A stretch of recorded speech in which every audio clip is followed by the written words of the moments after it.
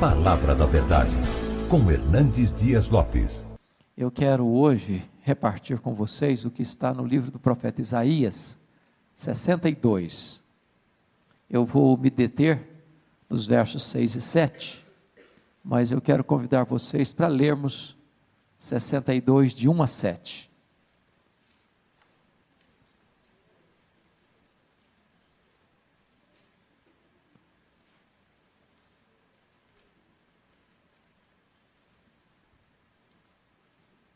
Isaías 62, de 1 a 7. Está escrito o seguinte: por amor de Sião, me não calarei, e por amor de Jerusalém, não me aquietarei, até que saia a sua justiça como um resplendor e a sua salvação como uma tocha acesa. As nações verão a sua justiça, e todos os reis a tua glória. Serás chamada por um nome novo que a boca do Senhor designará.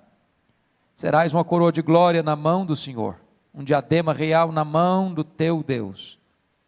Nunca mais te chamarão desamparada, nem a tua terra se denominará jamais desolada, mas chamar-te-ão minha delícia, e a tua terra desposada, porque o Senhor se delicia em ti, e a tua terra se desposará. Porque como o jovem desposa a donzela, assim teus filhos te desposarão a ti. Como o noivo se alegra da noiva, assim de ti se alegrará o teu Deus. Agora vamos nos deter nos versos que vamos trabalhar hoje aqui. Versos 6 e 7. Se você tem a versão atualizada como a minha, leia comigo, por favor. Vamos juntos? Sobre os teus muros, ó Jerusalém, pus guardas, que todo dia e toda noite jamais se calarão. Vós os que fareis lembrar do Senhor, não descanseis, nem deis a ele descanso, até que restabeleça Jerusalém e a ponha por objeto de louvor na terra. Amém. Bom, esse texto começa com promessas. E o contexto aqui é de uma Jerusalém desolada, e Jerusalém aqui é um emblema, é um símbolo do povo de Deus, é um símbolo da igreja, e nesta tarde eu gostaria que nós encarássemos como um símbolo da nossa família.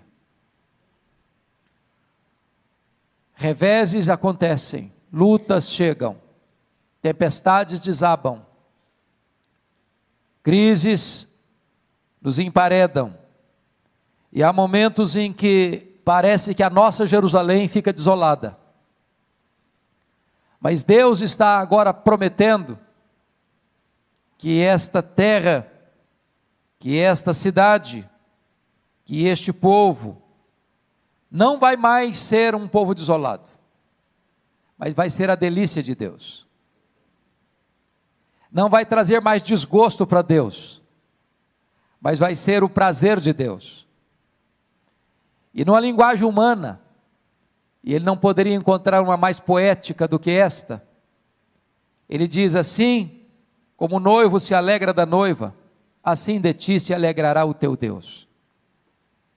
É com este amor, é com esta alegria, é com esta paixão, é com este zelo que Deus olha para você e para mim e diz: você é precioso para mim, a sua família é preciosa para mim, a sua igreja é preciosa para mim, e eu vou olhar para a sua Jerusalém agora como meu prazer, como a minha delícia, como a menina dos meus olhos. É promessa de Deus para a nossa vida. Às vezes a gente fica pensando que Deus passa perto da gente, corta a volta, prende o nariz, porque o cheiro é muito ruim, mas não é assim que Deus olha para a gente. Ele olha para você como uma pessoa olha para sua amada, um jovem olha para sua amada, para desposá-la, com toda emoção, com todo afeto, com toda doçura, com toda ternura, e Ele está dizendo para você que Ele se delicia em você, você é o prazer dEle, você é a delícia dEle, e que Ele tem restauração para a sua vida. Esse texto, depois de tratar das promessas, vai mostrar que embora as promessas nos são feitas, mas nós as obteremos por meio da oração. A restauração veio por meio da oração. E os grandes momentos de avivamento na história, na igreja, na família, vêm como resultado da oração. É quando o povo de Deus clama, é quando o povo de Deus se humilha, é quando o povo de Deus se curva, é quando o povo de Deus tem fome, tem sede, é sobre esta terra seca que Deus derrama do seu Espírito. E eu quero conclamar vocês para pensarem comigo sobre isso. Quando Deus quer fazer uma grande obra na nossa vida, na nossa casa, na nossa igreja, já dizia o teólogo clássico do avivamento, Jonathan Edwards, então Deus começa a despertar o seu povo para orar. Enquanto não há despertamento para a oração, as chuvas não chegam, as torrentes não descem, o avivamento não acontece, os milagres de Deus na nossa vida, na nossa casa, na nossa igreja, não acontecem. Foi quando Elias subiu para o cume do Carmelo que as torrentes caíram. E hoje eu gostaria que vocês olhassem comigo essa passagem bíblica, e tirasse daqui 7 lições. Eu não sei se você tem o hábito de andar com a caneta, andar com um caderninho, andar com um papel, ou se você tem agilidade no seu smartphone para anotar isto, mas eu queria compartilhar com vocês aqui 7 características de uma oração por restauração, da nossa Jerusalém, da nossa casa, da nossa igreja, da nossa vida. Como é que deve ser essa oração? E os versos 6 e 7 trazem para nós o conteúdo desta oração por restauração. Então, em primeiro lugar, anote aí, uma oração por restauração é uma oração cheia de expectativa. Olha o verso 6, sobre os teus muros, ó Jerusalém, pus guardas. As cidades naquela época eram amuralhadas, e o guarda ficava em cima, em torres, sobre os muros, para 2 finalidades. Primeiro, para alertar quando um inimigo estava chegando, para botar o povo em alerta, para convocar o povo para uma batalha, para reunir as suas forças para um grande combate. É muito importante você entender que quem ora precisa estar vigiando. Oração é guerra, oração é batalha, oração é convocação para um grande conflito espiritual. E quando você se põe de joelhos, você precisa entender isso, que há uma orquestração contra a sua vida, há uma orquestração contra a sua família, há uma orquestração contra a sua igreja, e nós devemos orar como guardas em cima de um muro, de olhos abertos, vigilantes, atentos para os perigos que nos rondam e nos cercam. Mas em segundo lugar, esse guarda, ele existia lá, ele estava lá, com essa expectativa também do socorro de Deus, da ajuda de Deus. Quando você ora, você tem que ter essa expectativa, com um guarda em cima de um muro. Lembra do profeta Abacuque? Quando a situação foi tão crítica para o seu país, e diz a Bíblia, que ele se colocou sobre a torre de vigia, para esperar a resposta de Deus. Esse é o desafio de Deus para você e para mim, de você orar pela sua família, nessa expectativa, de que Deus vai agir, de que Deus vem ao seu encontro, de que Deus vem em seu socorro, de que Deus vai atender o seu clamor, de que Deus vai ver suas lágrimas, de que Deus vai trazer auxílio para você na sua necessidade. É com essa expectativa, é a expectativa de Jacó, que se agarra ao Senhor, e não o larga, até receber a bênção. É a expectativa do leproso que chega para Jesus e diz: Senhor, se tu quiseres, tu podes purificar-me. É a expectativa desta oração que conecta o altar com o trono, e do trono vem como grandes e poderosas intervenções de Deus na nossa vida e na nossa história. A primeira coisa, ao orarmos por nossa família, pela nossa igreja, nós precisamos orar com grande expectativa, como um guarda em cima de um muro. Segunda coisa, oração por restauração é uma oração perseverante. Olha o verso 6 ainda, que todo dia e toda noite jamais se calarão. Então não é apenas você ter expectativa, é você perseverar. O nosso problema, na verdade, irmãs, não é começar a orar, é continuar orando. Numa linguagem bem popular, dizem que nós temos muita iniciativa e pouca acabativa. Pouca acabativa. Nós perseveramos muito pouco. Nós temos dificuldade de continuar insistindo com Deus numa causa. Jesus Cristo, lá em Lucas 18, nos falou sobre a necessidade de orar sem cessar e nunca esmorecer. O apóstolo Paulo, lá em 1 Tessalonicenses 5,17, diz: orai sem cessar. Isaías está mostrando aqui para nós, que nós somos como esses guardas, que todo dia, toda noite, jamais se calam. Já pensou você, um guarda, na torre de sentinela, chegando o perigo, e ele calado? Botando em risco toda a população que estava dentro dos muros, porque não deu sinal. Oração, minhas irmãs e meus irmãos, tem que ter essa vigilância perseverante. Não dá para cochilar, não dá para retroceder, não dá para parar no meio do caminho, não dá. Por que o Pentecostes chegou? É porque Jesus Cristo disse para os seus discípulos assim: permanecei na cidade até que. E eles entraram para o cenáculo, e diz a Bíblia que todos, unânimes, oraram perseverantemente. E a Bíblia não diz que Jesus diz: olha, esperem 10 dias. Aconteceram 10 dias, mas Jesus não disse fica até 10 dias, podia ser um mês, podia ser um ano, até que. É com essa perseverança que nós devemos orar. Quantas vezes desistimos de orar por uma causa, por um filho, por uma filha, pelo casamento, pelo namoro, pelo emprego, pela igreja, pela vida espiritual, pela nossa necessidade, e às vezes desistimos no limiar da bênção, no limiar da vitória. É preciso perseverança. Querem um exemplo? Eu não sei quantas de vocês já leram o livro Reavivamento na África do Sul, mas os estudiosos dizem que aquele avivamento coreano do século passado começou com a reunião de oração meio-dia. De repente, quem liderava essa reunião, depois de um mês de oração, ele chegou para os irmãos que estavam reunidos e olha, vamos parar. Nós já oramos um mês, não aconteceu nada, então nós temos uma agenda muito intensa, temos visitas para fazer, temos pessoas para assistir, temos sermões para pregar, temos trabalho para realizar, então vamos voltar à nossa atividade normal. Aí brota de dentro do grupo que estava orando já um mês, sem ver nenhum sinal do favor de Deus: não, vamos perseverar, vamos perseverar. E foi nessa perseverança que de repente os céus se fenderam.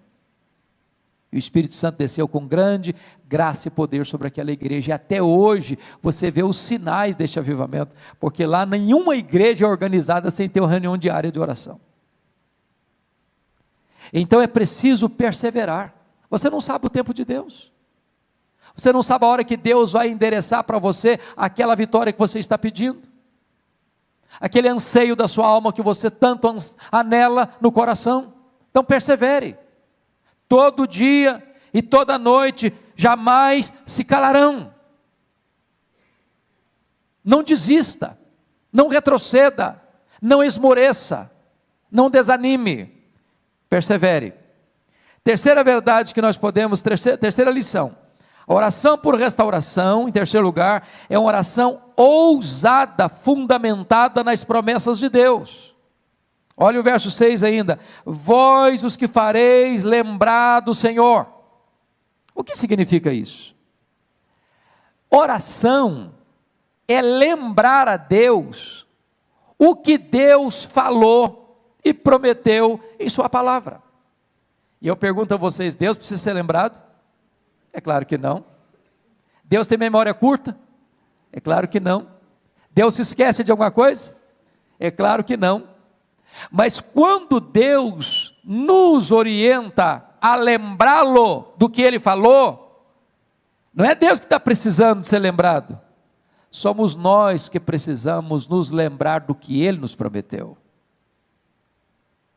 Porque oração é exatamente falar para Deus, falar: Deus, eu estou pedindo o que o Senhor prometeu, é orar as promessas de Deus, é orar a palavra de Deus, e orar as promessas de Deus, e pedir para Deus aquilo que Ele já prometeu na sua palavra, é ter a convicção de que você está orando segundo a vontade de Deus, porque Ele vela pela sua palavra em a cumprir, Ele não deixa que nenhuma das suas promessas caia por terra, em todas elas nós temos o sim, e nós temos o amém, louvado seja Deus por isso. Se vocês fizerem um exercício, de examinar as orações registradas na Bíblia, vocês notarão que a vasta maioria delas foram orações feitas, fundamentadas nas promessas de Deus. Foi assim com o rei Ezequias, foi assim com o rei Josafá, foi assim com o profeta Daniel, foi assim com Neemias. Eles começam a orar dizendo: Deus, tu falaste, tu prometeste, a tua palavra diz. E quando você ora assim, você ora com ousadia, você ora na convicção de que você está pedindo algo que é da expressa vontade de Deus, porque Deus não deixa a sua palavra e as suas promessas caducarem. Vocês acham que Deus está interessado na salvação da nossa família? Vocês acham que Deus se interessa pela salvação dos nossos filhos? Vocês acham que Deus se interessa pela harmonia do nosso casamento? Vocês acham que Deus está interessado na salvação de toda a nossa casa? Promessa dele. Nossos filhos são herança dele.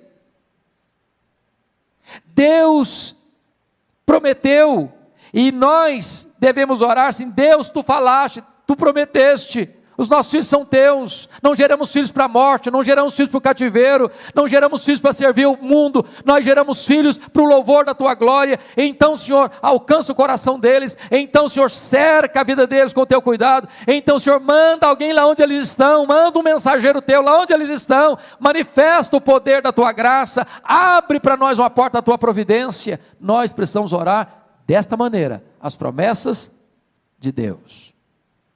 Quarta lição, uma oração por restauração é uma oração ininterrupta e infatigável. Olha o verso 6 ainda: não descanseis. Bom, eu acho que ninguém aqui tem dúvidas de que nada cansa mais a gente fisicamente do que oração. Quer ver uma pessoa cansada? Manda ela orar. Você pedir para o camarada: vai lá no centro da cidade, compra isso assim para mim, o cara vai, volta, carinha alegre, pede para ele ajoelhar 10 minutos e orar. Com 3 minutos ele esgotou o assunto.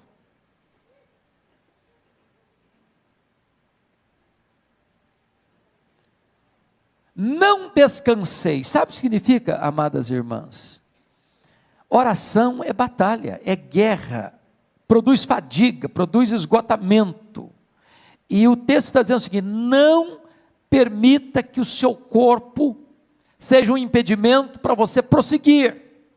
Não afrouxe as suas mãos, não ensarilhe as suas armas. É preciso tenacidade para não retroceder, é preciso disposição para não se acomodar. Veja comigo como é que Jesus orou no Getsemane. Quem pode dar para mim algumas características da expressão corporal de Jesus ao orar ali no Getsemane? Primeiro, suava. Agora, estava frio ou estava quente? Você tem plena certeza que estava frio. Por que você sabe que estava frio? Porque naquela mesma noite que ele foi preso, lá no pátio da casa do sumo sacerdote, para onde ele foi levado, tinha o que lá? Uma fogueira. E o Pedrão ficou bem perto do fogo para quê? Se aquecer. Se tivesse calor, ele ia procurar um ventilador. Estava frio. E ele estava suando. Segundo, ele estava chorando convulsivamente, diz Hebreus 5:7. oferecendo forte clamor e lágrimas. Terceiro, ele estava suando sangue. Às vezes, meus irmãos, a nossa oração é tão rasa, é tão superficial, é tão epidérmica, é tão vazia, que nem os lábios a gente abre. Nós não botamos o corpo, não botamos a alma, não botamos a força, não botamos energia, não botamos o nosso ser por completo nessa oração. Não descanseis. Eu fico olhando alguns exemplos bíblicos, como o exemplo de Ana. A postura da Ana de derramar a alma era tão forte que ele pensou que ela estava bêbada. E eu fico imaginando o seguinte: até que ponto nós estamos tendo esse ato físico, corporal, de gesto, de atitude na oração, que nós poderíamos dizer: eu estou derramando a minha alma. Não descansar significa que você vai perseverar nessa busca, não importa quanto tempo vai levar. Ambrósio, um dos pais da igreja, disse acerca de Mônica, mãe de Agostinho de Hipona, depois que ela orou por ele 30 anos. Ô, gente, não é brincadeira não orar por alguém 30 anos. Não é verdade? Não dá vontade de desanimar não? Falou: Deus, eu já fiz o que o senhor tinha que falar, já falei, senhor, agora é com o senhor, agora não vou falar mais não. Esgotou meu repertório. 30 anos. E Ambrósio disse: um filho de tantas lágrimas jamais poderia se perder. Não descanseis. O missionário David Brainerd, que foi chamado por Deus ainda jovem para trabalhar com os índios, peles vermelhas, antropófagos, canibais, no meio da selva, nas noites geladas, muitas vezes ele suava a camisa.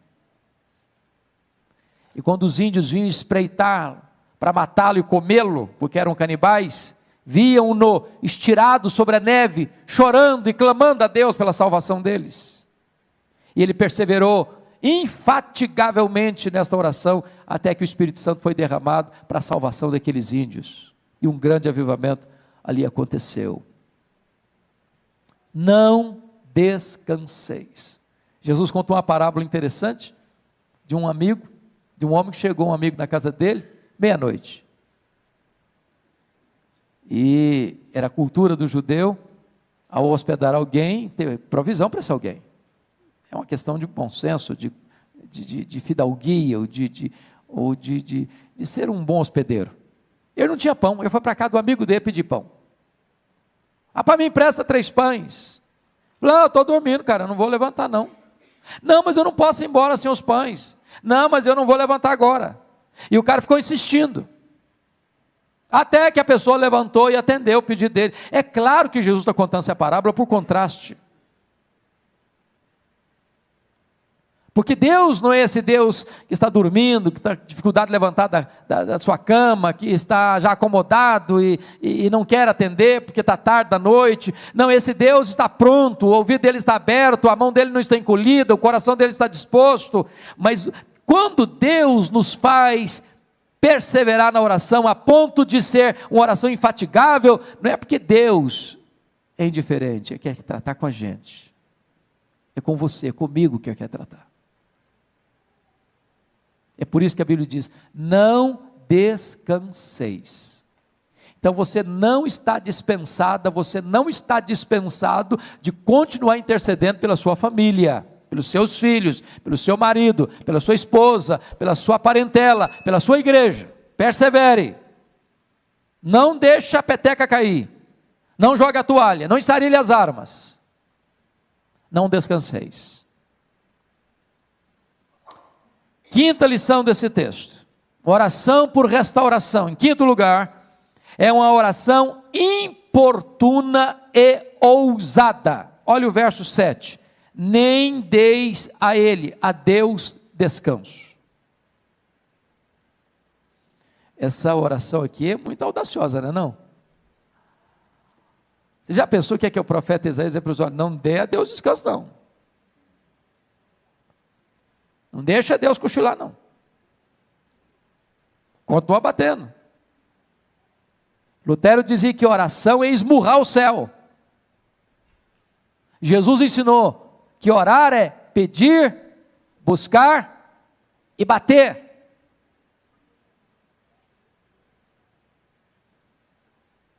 Orar é você chegar a Deus. Estou aqui, Senhor. Aí, Senhor, estou aqui de novo, Senhor. Aí, Senhor, ó. Ó Deus, ó, o Senhor está lembrado? O Senhor prometeu, né? Estou aqui de novo.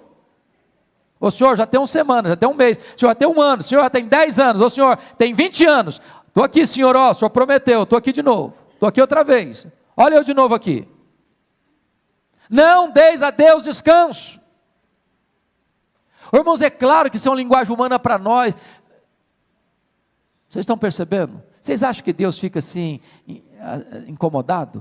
Quem lembra do filme O Todo-Poderoso? O camarada lá que tentou ser de Deus, e aí tanto pedido, ele botou atender tudo uma vezada só. Não, Deus não tem esse problema que você e eu temos de agenda cheia.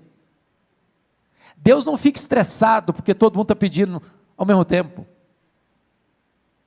Mas quando o profeta diz, não deis a Deus descanso, é que Deus quer nos ensinar o seguinte, que Deus tem prazer quando você chega para Ele e diz, Deus, eu estou aqui, Tu prometeste, é a Tua palavra, é a Tua promessa, eu preciso, eu necessito, eu careço, Senhor, olha para mim, olha para minha casa, olha para o meu casamento, olha para o meu filho, olha para minha filha, olha, meu Deus, para minha família, estou aqui, Senhor, Tu sabes que eu estou sofrendo, Tu sabes, meu Deus, a minha necessidade, a minha angústia, meu Deus, olha aqui, eu estou aqui. É Deus quem nos orienta a fazer isso. Não deis a Ele descanso. Lembra do Jacó? Eu acho maravilhosa a figura do Jacó. A Jacó grudou no anjo, que o anjo era o próprio Deus. Eu não te deixarei ir se tu não me abençoares. É assim que você deve orar.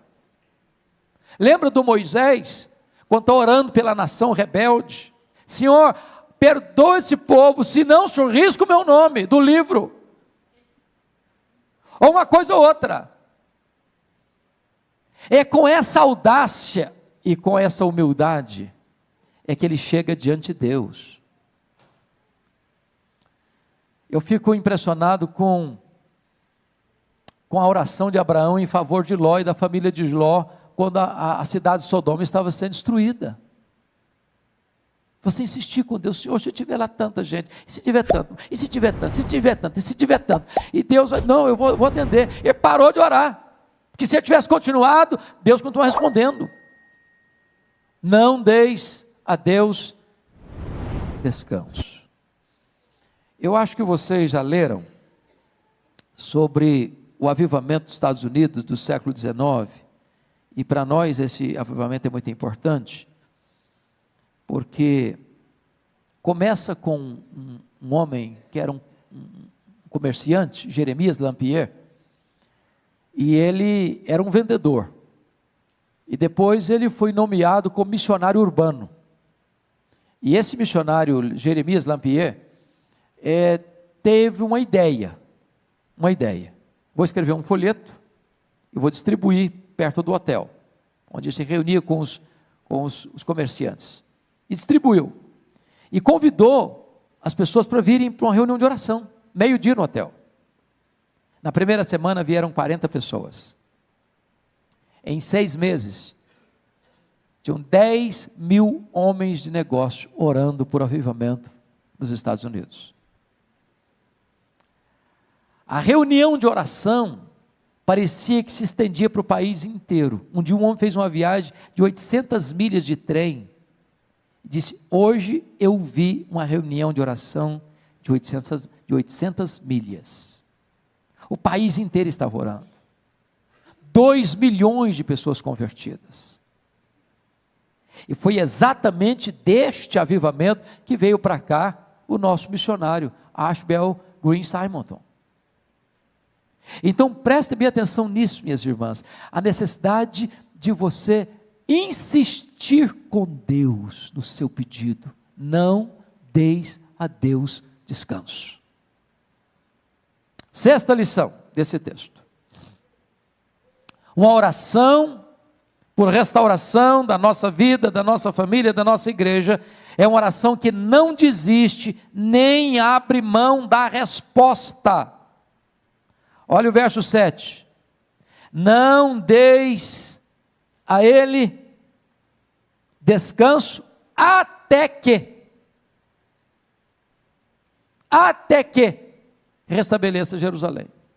Se você gosta de grifar na sua Bíblia, grife essa frase aí, até que.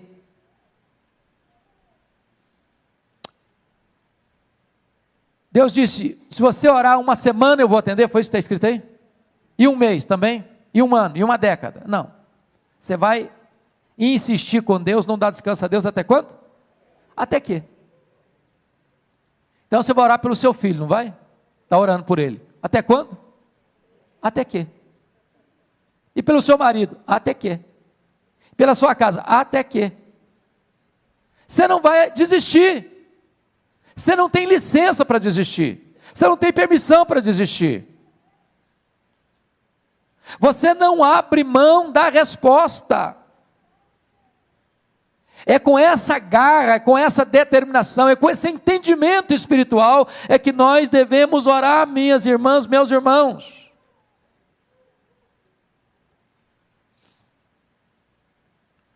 O avivamento na África do Sul demorou 12 anos. 12 anos. Do dia que eles começaram a orar por avivamento, até o dia que o avivamento chegou. Mas não é assim, hoje eu oro hoje, daqui um mês eu oro de novo. Não, nem isso não. É de orar focadamente, precisamente, especificamente, objetivamente por essa causa. Quem já leu as obras ou a biografia de George Miller, os biógrafos de George Miller dizem que ele teve mais de 3.000 orações específicas respondidas. 2 não foram, enquanto ele viveu. 2 amigos pelos quais George Miller orou pela conversão, eles não se converteram. Um deles se converteu quando ficou sabendo que tinha morrido. O segundo se converteu no funeral. Eu não sei se você vai ver todas as suas orações respondidas em vida, mas saiba que nenhuma oração sua ficará sem resposta, ainda que você não veja. Finalmente, último lugar, 7º lugar, uma oração por restauração da nossa vida, da nossa família, da nossa igreja, é uma oração específica, por uma intervenção sobrenatural de Deus, por uma restauração gloriosa de Deus. Olha aí o versículo 7, até que restabeleça Jerusalém e a ponha por objeto de louvor na terra. Jerusalém estava desolada, e Deus prometeu de transformar aquela cidade desolada numa coroa de glória, uma diadema real. Aquela cidade que estava provocando a ira de Deus, o desgosto de Deus, seria a delícia de Deus. Em vez de Deus olhar para ela e cortar a volta dela, Deus olhava para ela como um noivo desposava a sua amada, tendo prazer nela, contentamento nela e felicidade nela. E agora que Deus prometeu isso, Deus nos ensina a orar até que isso aconteça. Vejam vocês que Ele não está pedindo bênçãos materiais, Ele está pedindo que Deus restabeleça Jerusalém e a ponha como coroa de glória na sua mão.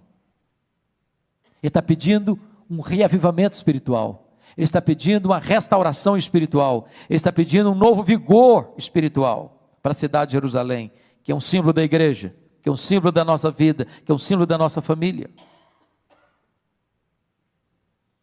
E a pergunta que eu faço para você hoje é esta: o que é que você está pedindo para Deus, para a sua vida, para a sua família, para a sua igreja?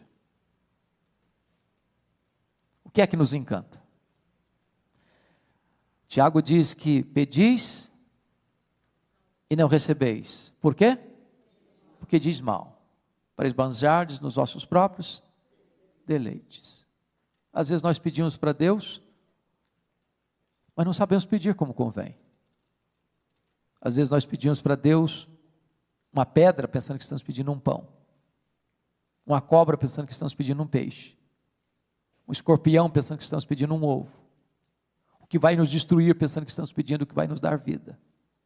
Porque às vezes os nossos pedidos são egoístas.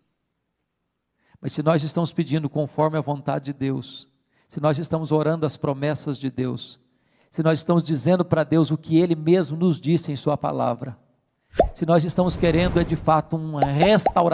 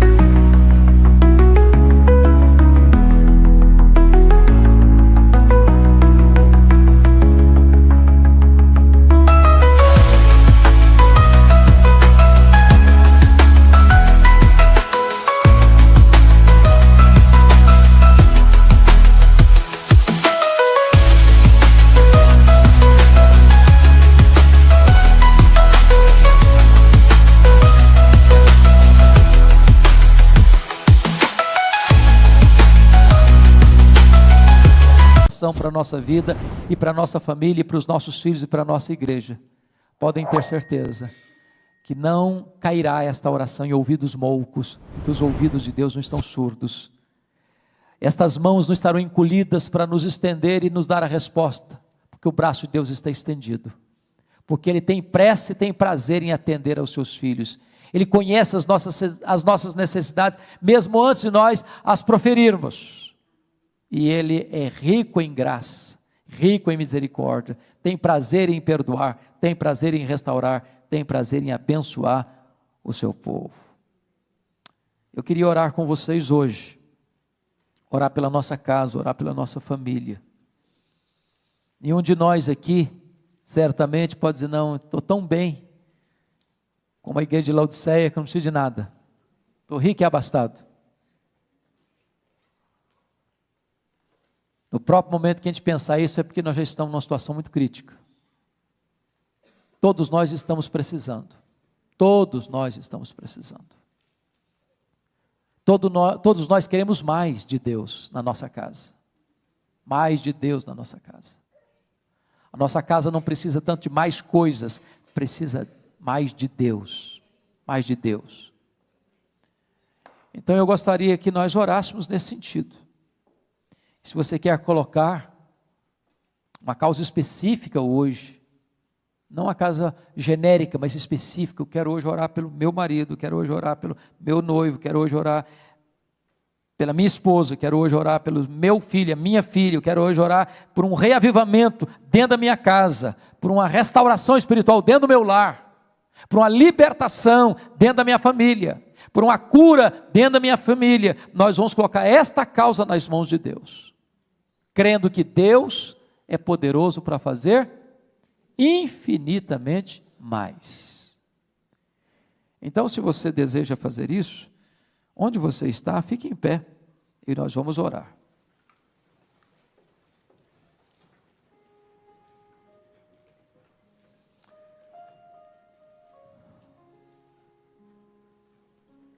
Senhor Deus,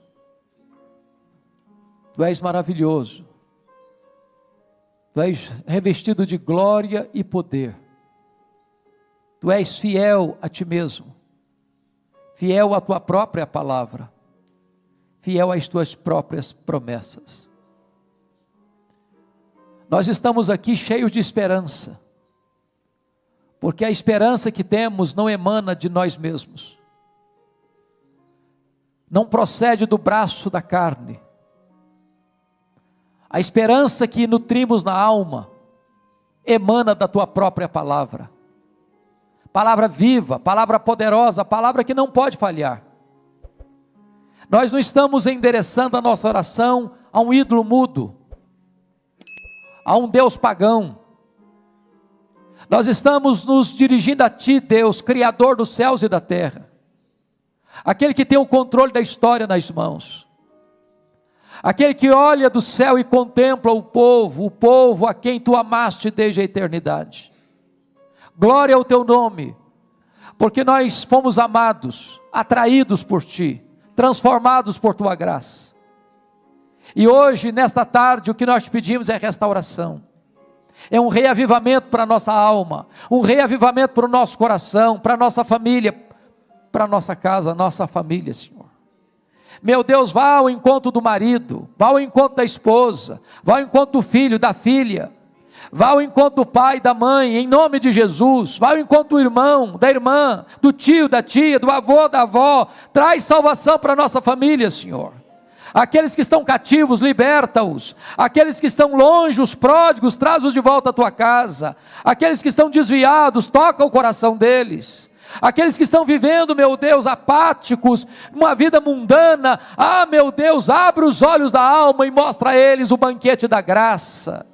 Traz restauração para a nossa casa, traz cura para a nossa casa, traz paz para a nossa casa, traz alegria para a nossa casa, traz a doçura da Tua presença para a nossa casa, encha a nossa casa com a Tua glória, Senhor.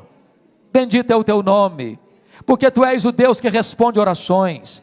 Bendito é o Teu nome, porque Tu não despedes vazios aqueles que chegam na Tua presença com o coração quebrantado. Glória ao Teu nome, porque Tu és o Deus vivo, o Deus que faz maravilhas, o Deus que responde o clamor do aflito, o Deus que atende a necessidade daquele que está carente, o Deus que enche de bens o faminto. Louvado seja o Teu nome, por esta gloriosa e bendita hora de oração. Glória ao Teu nome, pelas pessoas que vieram a esta tarde aqui buscar a Tua face, que ao voltarmos para casa, Senhor, voltemos como Ana um dia voltou, com brilho no rosto, com a promessa da vitória nas mãos. Louvado seja o Teu nome, em nome de Jesus, aleluia, amém, amém, louvado seja Deus.